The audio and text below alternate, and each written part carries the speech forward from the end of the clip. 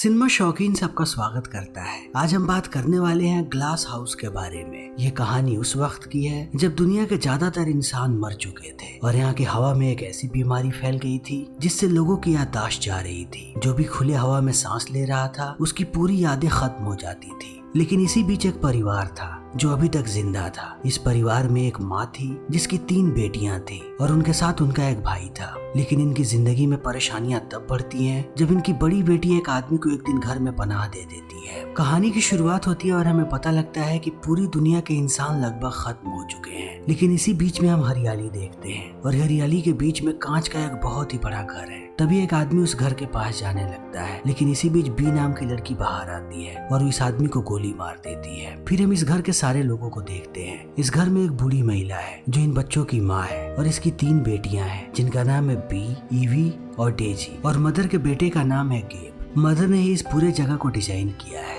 अपने तरीके से। ये लोग यहाँ पे सब्जियां भी उगाते हैं ताकि इन्हें खाना मिल सके और उसके साथ साथ इन लोगों ने अंदर ऑक्सीजन की भी चीजें रखी हैं ताकि सबके लिए पर्याप्त ऑक्सीजन हो। उसके साथ साथ ये जब भी बाहर जाते हैं तभी अपना मास्क लगा करके जाते हैं ताकि बाहर की हवा इनके अंदर ना घुसे वरना इनकी याददाश्त चली जाएगी। फिर भी इन सबके गले में एक लॉकेट है जिन पे एक अल्फाबेट लिखा हुआ है जिससे पता लगे कि इनका नाम क्या है। अगर ये कुछ भी भूल जाएं तब भी इन्हें अपना नाम याद रहे। इसीलिए ये लोग हमेशा ही ध्यान से रहते हैं। लेकिन गेब एक बार बाहर चला गया था इसीलिए उसकी याददाश्त चली गई थी। तब से वो अजीब सा बिहेव करता है लेकिन सारे लोग उसका ख्याल रखते हैं और कोई भी इनके कंपाउंड में दाखिल नहीं हो सकता। जब भी कोई अंदर पैर रखता है तब ये लोग उसे शूट कर देते हैं। और आज जिस आदमी को इन लोगों ने मारा है ये लोग उसके शरीर के बहुत सारे टुकड़े करते हैं और अंदर के कुछ अंगों को रख लेते हैं जिसके साथ वो लोग अनुष्ठान करेंगे। लेकिन बाकी शरीर को ये लोग बाहर ले जा करके गाड़ देते हैं। तभी ईवी को एक फोटो मिलती है इस आदमी के पास। तब वो उसे अपने पास रख लेती है और बाहर ले जा करके एक डब्बे में उस फोटो को रख देती है और डब्बे को जमीन में गाड़ देती है। तब ये सारे लोग अंदर चले आते हैं और अनुष्ठान करने लगते हैं और उसके साथ साथ ईश्वर का शुक्रिया अदा भी करते हैं कि इतनी मुसीबतों के बाद भी ये लोग जिंदा हैं। फिर समय ऐसे ही बीतने लगता है और एक रात जब बी पहरा दे रही होती है बाहर तभी उसे एक और आदमी नजर आता है। तब वो अपने फ्लैशलाइट से सिग्नल देती है क्योंकि इनके साथ कभी इनका भाई लुका रहा करता था जो अब गायब हो चुका है। इसीलिए बी सिग्नल देती है कि अगर लुका हो तो वो सिग्नल को समझ जाए। लेकिन ये आदमी इस सिग्नल को नहीं समझता और अपना मास्क उतार देता है। तब भी उस पर गोली नहीं चलाती क्योंकि उसे कुछ झलकियां नजर आने लगती हैं। तभी वो आदमी बेहोश होकर के नीचे गिर जाता है। तब भी इस घर के नियमों का उल्लंघन करती है और उस आदमी को अंदर लेकर के चली जाती है। तभी यहाँ पे मदर आती है और वो बी पे गुस्सा करने लगती है कि आखिर तुमने ऐसा क्यों किया, अब हमें इसे मारना पड़ेगा। तभी डेजी कहती है कि आपने कहा था कि इस घर के अंदर कभी भी वायलेंस नहीं होगा और सारी चीजें पवित्र हैं, यहाँ पर किसी को भी नहीं मारा जाएगा। फिर इस बात को सुनने के बाद मदर चुप हो जाती है और वो इस आदमी का इलाज करने लगती है और सबको बताने लगती है कि घाव पे टांके कैसे लगाते हैं। तब सारे इस चीज को देखते हैं लेकिन जैसे ये लोग टांके लगा देते हैं उसके बाद यहीं पर उसे बांध देते हैं। फिर सुबह में जैसे ही इस आदमी की आंख खुलती है वो अपने पास बी को पाता है जो नीचे सो रही है। तभी हम गेब को देखते हैं जिसने बिस्तर पे पेशाब कर दिया है। तब ये लोग उसके बिस्तर को ठीक करने चले जाते हैं लेकिन बिस्तर ठीक करने के बाद बी वापस आती है और स्ट्रेंजर की दाढ़ी बनाने लगती है। तभी वो जग जाता है। तब बी उसे देख करके डर जाती है और उस तरह उस पे तान देती है। तब तक ये बात मदर को भी पता लग जाती है। फिर वो वापस आती है और ये लोग सबसे पहले इसके बैंडेजेस को चेंज करते हैं। फिर मदर इसका इंट्रोगेशन करने लगती है। तब ये आदमी कहता है कि इसका कभी भी कोई भी नाम नहीं था इसीलिए ये लोग इसे स्ट्रेंजर बुला सकते हैं। बाहर की दुनिया पूरे तरीके से खत्म हो चुकी है और लोग अब आदमखोर बन चुके हैं, वो इंसानों का मांस खा रहे हैं।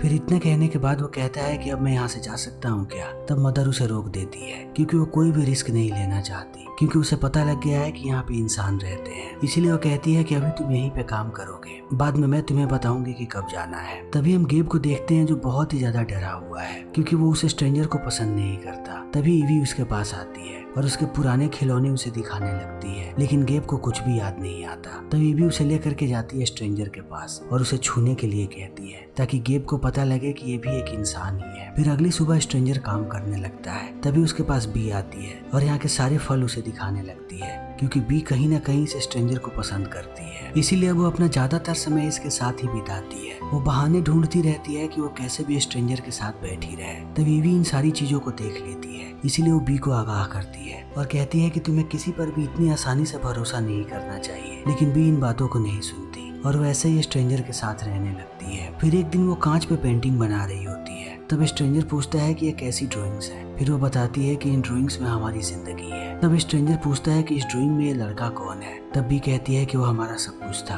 फिर रात में उसे लेकर के जाती है खाने के टेबल पे। तब मदर स्ट्रेंजर को टेबल पे बैठने से मना कर देती है और कहती है कि इतनी जल्दी ये लूकस की जगह नहीं ले सकता।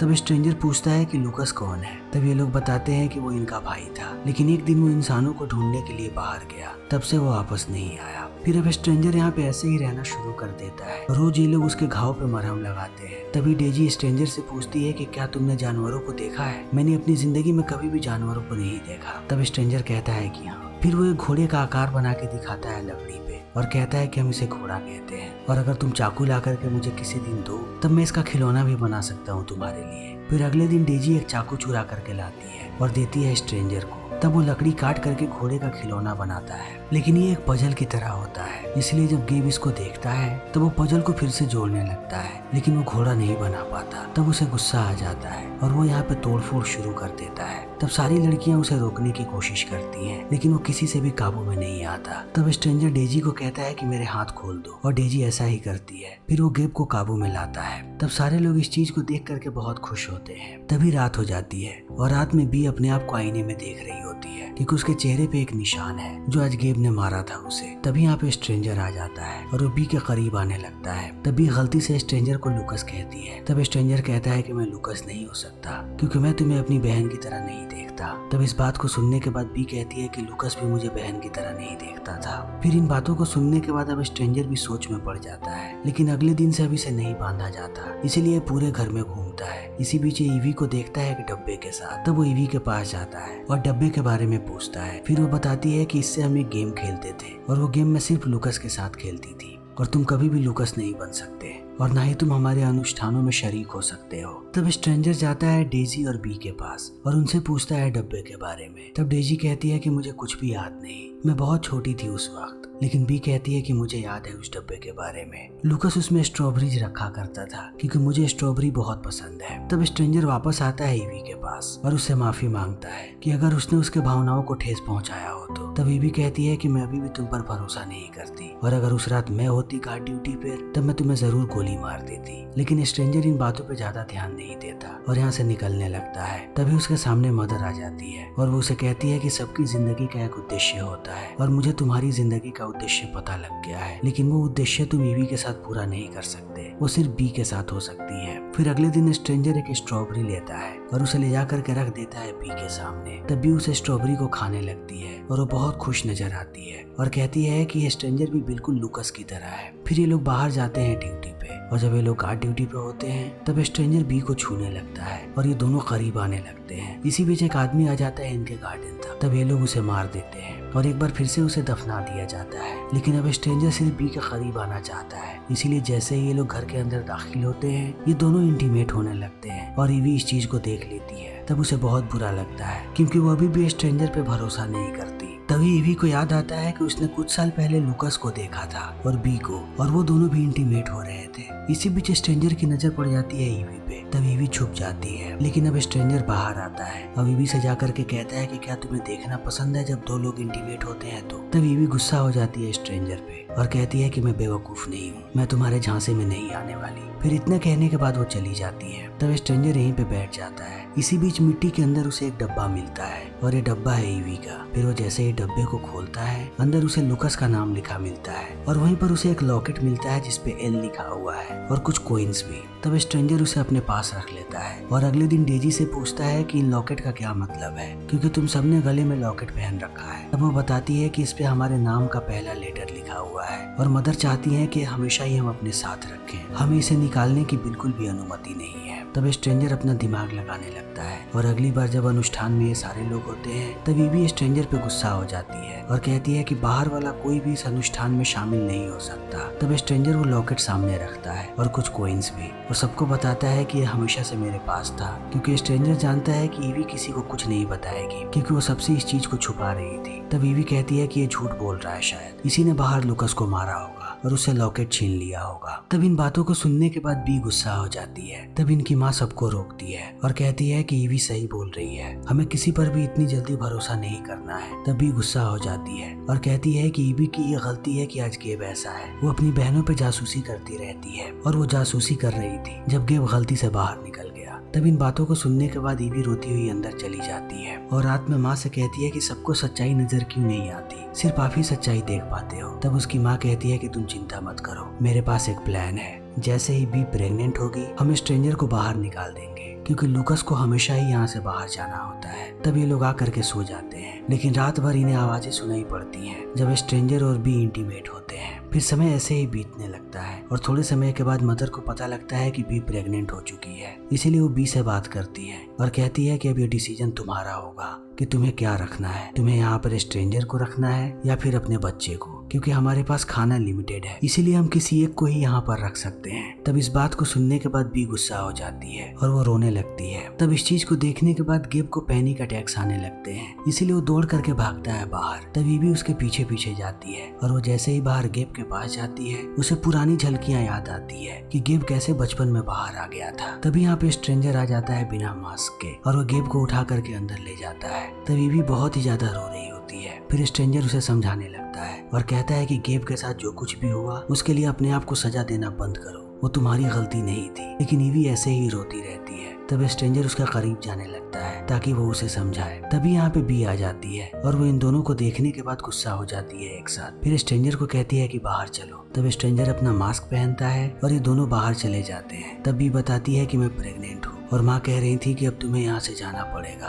तब स्ट्रेंजर कहता है कि मैं तुम्हें छोड़ के कहीं नहीं जा रहा, अगर मैं बाहर जाऊंगा तब हम दोनों साथ जाएंगे। और इतना कहने के बाद वो बी को गले लगा लेता है। लेकिन जैसे ही रात होती है गेब अब ईवी के करीब आता है और वो उसे छूने लगता है और उसके साथ इंटीमेट होने की कोशिश करता है। तभी ईवी जग जाती है और वो गेब को कहती है कि हम ऐसा नहीं कर सकते क्योंकि हमारा रिश्ता अलग है। लेकिन वो गेब को नाराज नहीं करना चाहती, इसीलिए वो थोड़ी देर तक उसे ऐसे ही छूते रहती है। लेकिन थोड़ी देर के बाद वो बेड से उठ करके चली जाती है। तब स्ट्रेंजर उसके पीछे पीछे जाता है और कहता है कि अपने आप को सजा देना बंद करो, गेब को अच्छा महसूस करवाने के लिए तुम्हें उसे छूने की बिल्कुल भी जरूरत नहीं है। तभी भी कोई जवाब नहीं देती। लेकिन जैसे ही सुबह होती है स्ट्रेंजर जाता है गेब के पास और वो उसे चिढ़ाने लगता है और कहता है कि मैं जानता हूँ कि तुम ईवी को पसंद करते हो, लेकिन वो तुम्हें बिल्कुल भी पसंद नहीं करती, वो तुमसे नफरत करती है। तब इस बात को सुनने के बाद गेब गुस्सा हो जाता है और वो लकड़ियां फेंकने लगता है कांच की तरफ। तब कांच टूट जाता है। फिर लड़कियां वापस आकर के कांच को ठीक करने लगती हैं। लेकिन रात होते ही स्ट्रेंजर अब जाता है मदर के पास और उसे समझाने लगता है कि गेब अब आउट ऑफ कंट्रोल हो रहा है, इसीलिए वो कुछ भी कर सकता है। इसीलिए मुझे लगता है कि बाहर जाना ही उसके लिए सही है, वो भी बिना मेमोरी के, वो अच्छे से रह पाएगा। तब मदर कहती है कि मैं ऐसा नहीं करूंगी, एक अनजान आदमी के बजाय मैं अपने बच्चे को अंदर रखना पसंद करूंगी। तब इन बातों को सुनने के बाद स्ट्रेंजर समझ जाता है कि मदर को बेवकूफ बनाना बिल्कुल भी आसान नहीं है। इसीलिए वो चाकू बाहर निकालता है और मदर की हत्या कर देता है और उसकी लाश को ले जा करके रख देता है गेब के बिस्तर के पास और वहीं पर चाकू भी रख देता है और गेब को उठाने लगता है और गेब को बताता है कि मैंने इसे मारा है। तब इस बात को सुनने के बाद गेब गुस्सा हो जाता है और वो स्ट्रेंजर पर भी हमला कर देता है। तब तक यहाँ पे लड़कियां आ जाती हैं। फिर स्ट्रेंजर सबको बताता है कि गेब ने मदर को मार दिया। तब ईवी को इस बात पे भरोसा हो जाता है, इसीलिए वो रोने लगती है। लेकिन बी को अभी भी भरोसा नहीं हो रहा कि गेब मदर को मार सकता है। लेकिन अब स्ट्रेंजर गेब को लेकर के जाता है बगल में और वो यहाँ की खिड़की खोल देता है ताकि गेब की याददाश्त चली जाए। वहीं दूसरी तरफ लड़कियां मदर की बॉडी को तैयार कर रही होती हैं अंतिम संस्कार के लिए। तभी बी पास के बॉक्स को खोलती है। तब उसे अंदर लूकस का नाम मिलता है और वो अंदर बैटरीज को भी देखती है। तभी उसे कुछ पुरानी झलकियां याद आती हैं कि एक रात बाहर एक आदमी आया था, लेकिन बी ने उसे गोली मार दी थी। फिर बी भागती हुई जाती है बाहर और जहाँ पर उन लोगों ने उस आदमी को दफनाया था वो उस गड्ढे को खोदती है। तब उसे अंदर उस आदमी के पास एक टॉर्च मिलता है। फिर वो समझ जाती है कि आदमी लूकस था और उसके टॉर्च की बैटरी खत्म हो गई थी, इसीलिए वो सिग्नल नहीं दे पाया और बी ने उसे गोली मार दी। फिर बी ने उसके लॉकेट को निकाला और उसे ले आकर के बाहर मिट्टी में छुपा दिया ताकि घर के किसी भी आदमी को इस बारे में पता ना लगे। और ये सब करने के बाद बी खुली हवा में चली गई थी जहाँ पर उसकी पूरी याददाश्त मिट गई। लेकिन ईवी को ये सारी बातें पता थी, इसीलिए उसने उस लॉकेट को अंदर डब्बे में छुपा दिया था। फिर बी भागती हुई आती है ईवी के पास और कहती है कि तुमने मुझे क्यों नहीं बताया कि लूकस कभी वापस नहीं आएगा। तब ईवी कहती है कि यही तुम्हारे लिए ठीक था, मैं तुम्हें फिर से परेशान नहीं करना चाहती थी। तब बी कहती है कि मुझे फिर से बाहर जाना है, मैं इन सारी चीजों को भूलना चाहती हूँ। फिर वो बाहर जाने लगती है। तब ईवी उसे रोकती है, लेकिन यहाँ पे स्ट्रेंजर आ जाता है और वो ईवी को पकड़ लेता है। तब इस चीज को देखने के बाद बी बाहर चली जाती है। तब ईवी भी बाहर जाने की कोशिश करती है, लेकिन स्ट्रेंजर ईवी को रोकता है और कहता है कि सिर्फ तुम्हारी याददाश्त यहाँ पे अभी तक है, इसीलिए तुम्हें बाहर नहीं जाना चाहिए। तभी यहाँ पे डेजी आती है और वो सबको बताती है कि गेब ठीक हो गया है, अब वो बिल्कुल शांत है। और अब इन सबको भी पता लग जाता है कि गेब की पूरी याददाश्त खत्म हो चुकी है। तभी भी बाहर से अंदर आती है और वो भी सारी चीजों को भूल चुकी है और वो स्ट्रेंजर को पहचान भी नहीं रही। तब स्ट्रेंजर ईवी को कहता है कि तुम्हें अपनी याददाश्त बचा के रखनी है, क्योंकि इस घर को अब तुम्हें ही चलाना पड़ेगा। तब ईवी कहती है कि हाँ, लेकिन हम दोनों मिलकर घर को चलाएंगे। फिर स्ट्रेंजर और ईवी दोनों इंटीमेट होने लगते हैं और समय ऐसे ही बीतने लगता है। अब इस घर का मुखिया स्ट्रेंजर और ईवी है और बी प्रेग्नेंट हो गई है, लेकिन उसे लगता है कि लूकास यहाँ से जा चुका है और उसके पेट में लूकास का ही बच्चा है। लेकिन ईवी इस बात से खुश है कि बी के बच्चे का बाप यहीं पे है, वो कभी भी उसे चोट नहीं पहुंचाएगा। लेकिन अब गेब बहुत शांत हो गया है और वो बिना मास्क के बाहर घूमता है। अब इस हवा का उस पर असर नहीं हो रहा जैसे स्ट्रेंजर पे नहीं होता, लेकिन वो हर बार खुदाई करते रहता है और इसी भी जब वो खुदाई करता है तब उसे 2 लाशें मिलती हैं और उनके गले में भी लॉकेट होता है, ईवी और बी का। तब गेब सारी बातों को समझ जाता है कि ये परंपरा सदियों से चली आ रही है, इनमें से कोई भी भाई बहन नहीं है। जब भी कोई मरता है तब उसकी जगह पे मदर किसी और को ले आती थी, लेकिन सबको पुराने लोगों का नाम दिया जाता था, यानी इनमें से किसी का भी नाम ईवी, बी या गेब नहीं है। तभी हम स्ट्रेंजर को देखते हैं जिसे पता लगता है कि एक आदमी आ चुका है कंपाउंड में। तब स्ट्रेंजर उस पर निशाना लगाता है, लेकिन वो उस आदमी को नहीं मारता बल्कि गेब को मार देता है, क्योंकि वो गेब को रिप्लेस करना चाहता है उस आदमी से। फिर इसी के साथ ये फिल्म यहीं पे खत्म हो जाती है। तो दोस्तों, हमारी आज की ये वीडियो यहीं पे खत्म होती है। अगर आपको हमारी ये वीडियो पसंद आई हो तो इसे लाइक करें, शेयर करें और चैनल को सब्सक्राइब करें। Thank you.